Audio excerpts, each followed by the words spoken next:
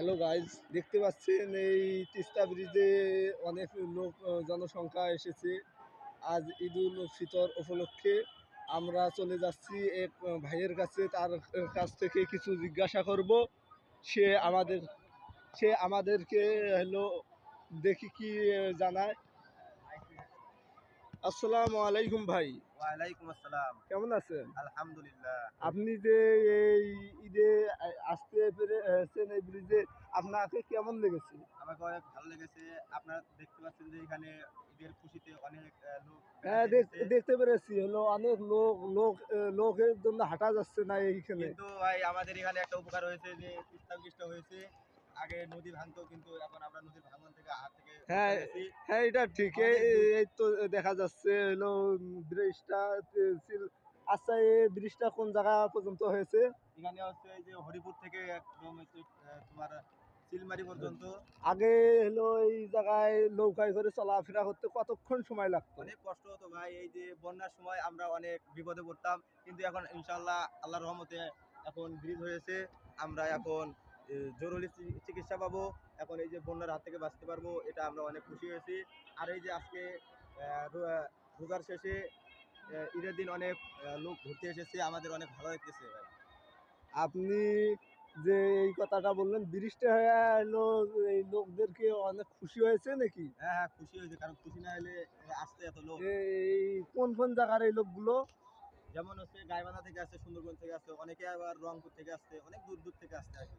ও আচ্ছা, তো আপনার বাড়ি কোন জায়গায়? আমার বাড়ি এই যে সামনে বেলকার মধ্যে। আহ, ভাই আপনার নামটা কি বলেন দেখি? আমার নাম মোহাম্মদ আরিফ সরকার। আরিফ সরকার। আচ্ছা, তো আমি চলে যাচ্ছি অন্য ভাইয়ের কাছে। আচ্ছা। আসসালামু আলাইকুম ভাই, আসসালামু রাহমাতুল্লাহি ওয়া বারাকাতুহু। কেমন আছেন? ভাই আছি আলহামদুলিল্লাহ ভালো। আপনি যে এই তিস্তা ব্রিজে এসেছেন, আপনার এসে কেমন লেগেছে? হ্যাঁ, আমাদের এই তিস্তা ব্রিজে এসে আমাদের তো মন শান্ত। আমাদের এই তিস্তা ব্রিজ হয়েছে মানে আমাদের হরিপুরে একটা এমন একটা জিনিস আমরা পেয়েছি। আমি শেখ হাসিনার কাছে, আমি মাননীয় প্রধানমন্ত্রীর কাছে আমি বারবার আবদার আমরা এই এলাকার মানুষ করেছিলাম। আমরা শহীদুল্লাহ মাস্টার সহ, আমরা মোস্তফা সাহেব এমপি সহ আমরা বারবার তাদের কাছে আমরা এই সংসদে কথা বলছিলাম।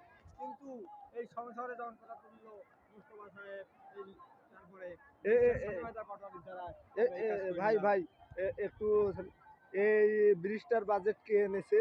এই ব্রিজটা বাজেট সর্বপ্রথম করেছে শরীদুল্লাহ মাস্টার, যে টাকা টাকা ও পয়সা আচ্ছা, দিয়েছেন। শরীদুল্লাহ মাস্টার। হ্যাঁ, তারপরে তারপরে এই ব্রিজটা মোস্তফা সাহেব আম, তিনি এমপি হওয়ার পরে এ, তিনি তিনি এমপি হওয়ার পর হইলো মাননীয় সংসদ সদস্যের কাছে তুলে ধরলেন কথা। সংসদে তুলে ধরার তারপরে তিনি ইন্তেকাল করলেন রোড অ্যাক্সিডেন্ট।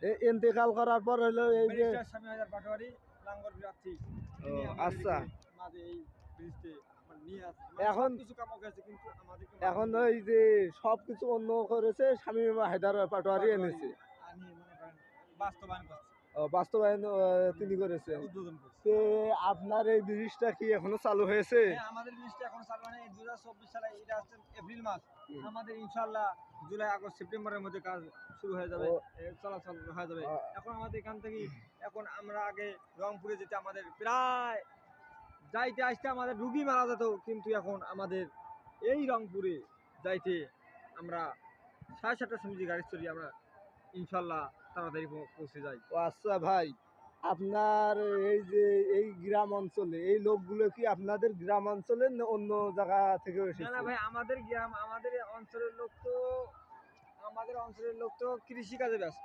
তারা তো এখন ঈদের দিন তারা কেউ অন্য অন্য মানে একটা ঈদের দিন পেয়েছে আজকে, তারা তারা তো কোনোদিন সাগাই বাড়িতে যাইতে পারে না, আত্মীয় বাড়িতে যাইতে পারে না। সেদিন তারা আত্মীয় বাড়িতে গেছে, কেউ কেউ কাজও করতেছে, এইরকম আমাদের অবস্থা।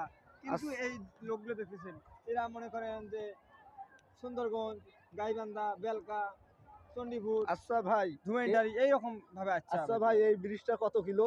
এই ব্রিজটা প্রায় দুই কিলো। 2 কিলোর মতো। আচ্ছা, আমি এটা বলতে পারবো না সঠিকভাবে। 2 কিলোর মতো। হ্যাঁ, আর আর আমাদের এমন একটা রাস্তা করেছে, ব্রিজটা হওয়ার পরে পরে আমাদের এই যে ব্রিজ থেকে আমাদের সুন্দরগঞ্জ একবারে পাকা। আচ্ছা ভাই, এইটা কত নাম্বার ইউনিয়ন? এটা এটা আমাদের 11 নং হরিপুর ইউনিয়ন আর ওয়ার্ড কত এটা? ওয়ার্ড। আমাদের ওয়ার্ড, আমাদের এই ওয়ার্ডটা হচ্ছে 8 হতে পড়ছে। মানে প্রথম ব্রিজের মাথা আটক করছি। আচ্ছা, আড়ত করছে। হ্যাঁ, আর ভাই আপনার নামটা কি? আমার নাম জনাব মোহাম্মদ আজিজুর রহমান। আজিজুর রহমান। হ্যাঁ, আপনার বাসা কোন জায়গায়? আমার বাড়ি এই হরিপুর ৮ নং ওয়ার্ডের, এটা পূবে, আমার বাড়ি পশ্চিম। আপনার বাড়ি পশ্চিম। হ্যাঁ। জায়গাটার নাম কি? কি জায়গাটার ধরে? নাম উজানতাওড়া। উজানতাওড়া। পশ্চিম উজানতাওড়া। পশ্চিম উজানতাওড়া জায়গা। আর অন্য কি নাম নাই?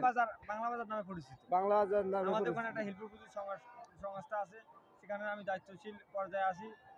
আমাদের সঙ্গে অনেক ভাইয়েরা আছেন, বুঝলেন না? আচ্ছা তো যদি আপনাদের কাউকে যদি ভালো লাগে থাকে, তাহলে আপনারা আমাদের সঙ্গে আচ্ছা যোগাযোগ করতে ভাই, পারেন। এই আপনি যে সংগঠনের কথা বললেন না, কি হিসেবে এই সংগঠনটা বলতে পারেন? হ্যাঁ, নবী করিম সাল্লাল্লাহু আলাইহি সাল্লাম যখন ইহুদিদের কাটাকাটি মারামারি দেখলেন, তখন তিনি একটা হিলফুল ফুজুর সংগঠন নামে একটা সংস্থা তৈরি করলেন। এই সংস্থা তৈরি করার পর তাদের মাঝে একটা শান্তি বোধ সৃষ্টি হলো। এই শান্তিবোধ সৃষ্টি হলো হিলফুল ফুজুর সংগঠন। তো আমি ভাবলাম যে আমাদের এখানে বাংলা বাজারে একটা করা উচিত। কারণ এটা হলো মানে মরু অঞ্চল, আমাদের মরু অঞ্চলে এটা একটা করা উচিত। কারণ মানুষ না খায়া মারা যায়। এই রকম মানুষ যদি এখনো বাংলা বাজারে না খায় মারা যায়, তারা হরিপুরে না খায় মারা যায়, তাহলে আমাদের মতো ছেলে থাকলে আর কোনো কাজ আছে না। আমরা আচ্ছা ভাই। সাল্লামের কাছে কি জবাব দেবো? আচ্ছা ভাই, এই জন্য আমরা করেছি। বুঝতে বুঝতে পেরেছি আমি। কিন্তু এই যে সংগঠন করেছেন, এটা কি গরিব দুঃখীর জন্য আরো অন্য কোনো হ্যাঁ কারণ ভাই, আছে? এই তো আসল কথা আছে। মানে এটা গরিব দুঃখী। আপনি যদি আমাদেরকে 20 টাকা বা 50 টাকা এইভাবে আমাদের সদস্য আছি, আপনারা টাকা দিবেন, টাকাটা আমরা কেসের কাছে জমা দেবো। এই টাকাটা থেকে আমরা ঈদের নাস্তা অথবা কিছু ঈদ সামগ্রী এইভাবে আমরা কিছু মানুষকে দিয়ে দিই। ভাই আপনি কি ওই হিলফুল ফুজুল সংগঠনটার সদস্য হ্যাঁ, কর্মী? আমি প্রতিষ্ঠাতা এবং সভাপতি কার্যালয়। আচ্ছা, আপনি প্রতিষ্ঠাতা ও পরিচালক সভাপতি হিসেবে আছে। আপনি যে এই সংগঠনটা করেছেন তা কত দিন হয়?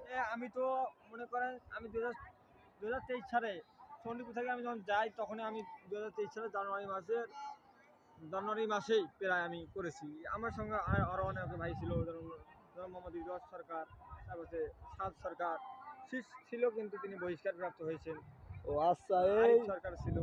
এই বহিষ্কার যে হলো, কি কারণে এই বহিষ্কারটা হলো? কোনো কি তোমাদের মধ্যে না না না কাউকে না, চালু আমাদের দেখেছে? মানে যদি কেউ দায়িত্ব না নেয়, এই দায়িত্ব তো যদি কেউ যদি আপনারা কেউ যদি দায়িত্ব না নেয়, দায়িত্ব তো আর কাউকে তো আর চাপিয়ে দেওয়া যাবে না। সেই জন্য তিনি আমাদের দলকে ছোট মনে করছেন। তিনি বলেন যে আওয়ামী লীগ নয়, বিএনপি নয়, এদের টাকা নাই, পয়সা নাই, কোনো ও কিছু আচ্ছা পাওয়া যাবে না। ভাই, বুঝতে কোনো পেরেছি। নিজের স্বার্থ তো নাই এখানে।